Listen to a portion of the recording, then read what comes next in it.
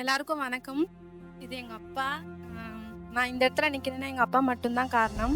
First year, second year, third இயர்லாம் repeat பண்ணப்போ எங்கள் அப்பா வந்து என்னை பணம் கட்டி தான் படிக்க வச்சாங்க. அதுக்கப்புறம் வந்து ஃபஸ்ட் இயர் மட்டும்தான் எனக்கு பிடிச்சி நான் படித்தேன். அதுக்கப்புறம் என்னால் முடியலப்பா, எனக்கு வேணாம் இது, நான் வேறு ஏதாவது படிச்சுக்கிறேன் அப்படின்னு சொன்னேன். அப்பா வந்து நீ ஃபெயிலியரில் பேசுகிற, ஆனால் உன்னால் முடியும், நீ பண்ணுமா அப்படின்னு என்னை திரும்ப திரும்ப மோட்டிவேட் பண்ணது எங்கள் அப்பா மட்டும்தான். அம்மா அப்பா 2 பேரும் இன்டர் கேஸ்ட் மேரேஜ். அதனால் ஊரில் எல்லாரும் ஒரு கேஸ்ட்னால் எங்கள் அப்பாவும் எங்கள் அம்மாவும் மட்டும் தனி.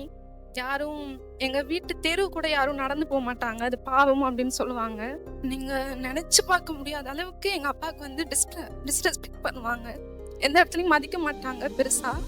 மெயினாக எங்கள் ஊரில் வந்து இந்த கேஸ்ட்லேருந்து டாக்டர் வருதா, இந்த கேஸ்ட்லேருந்து இவ்வளோ படிக்க வைக்கிறாங்களா அப்படின்னு தான் சொல்லுவாங்க. முன்னாடி எங்கள் தாத்தா பேர் செல்லப்பன், அவர் பேரை சொல்லி எங்கள் கேஸ்ட் பேரை சொல்லி தான் சொல்லுவாங்க இவங்க அப்படின்னு.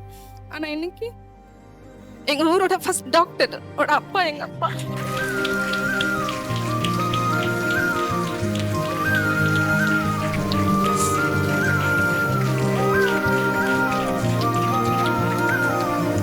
ரொம்ப தேங்க்ஸ்.